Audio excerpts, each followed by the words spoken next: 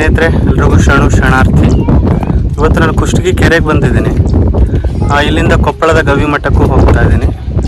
ಪೂರ್ತಿಯಾಗಿ ನೋಡಿ. ಇಷ್ಟ ಆದರೆ ದಯವಿಟ್ಟು ಸಬ್ಸ್ಕ್ರೈಬ್ ಮಾಡಿ.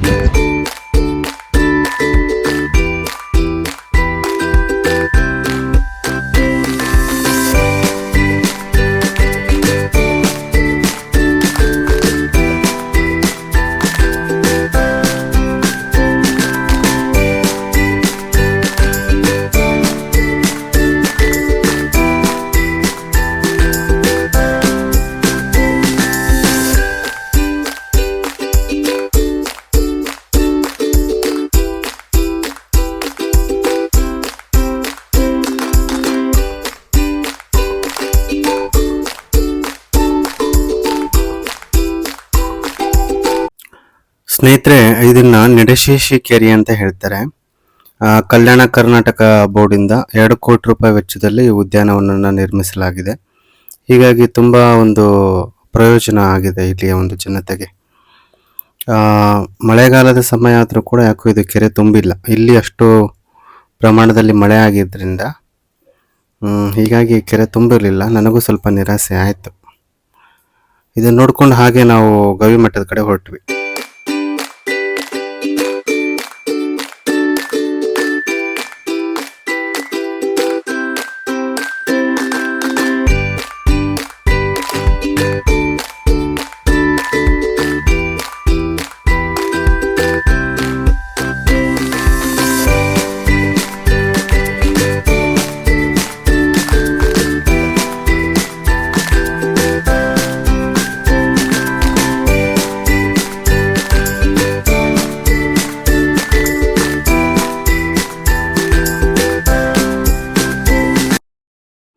ಸ್ನೇಹಿತರೆ, ಗವಿ ಮಠನ ಉತ್ತರ ಕರ್ನಾಟಕದ ಸಿದ್ಧಗಂಗೆ ಅಂತ ಹೇಳ್ಬೋದು.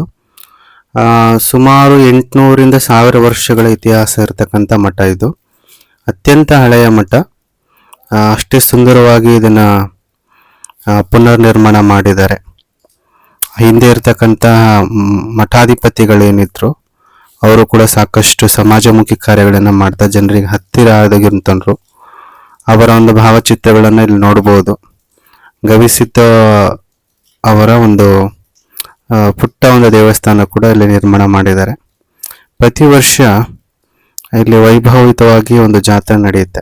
ಜನವರಿಯಲ್ಲಿ ನಡೆಯುತ್ತೆ. 15 ದಿನಗಳ ಕಾಲ ನಡೆಯುತ್ತೆ. ಲಕ್ಷಾಂತರ ಸಂಖ್ಯೆಯಲ್ಲಿ ಜನ ಬರ್ತಾರೆ. ಸರಿಸುಮಾರು 8 ಲಕ್ಷ ಜನ ಸೇರ್ತಾರೆ. ಹೀಗಾಗಿ ಇದನ್ನ ದಕ್ಷಿಣದ ಕುಂಭಮೇಳ ಅನ್ನೋದು ಕೂಡ ಇದೆ.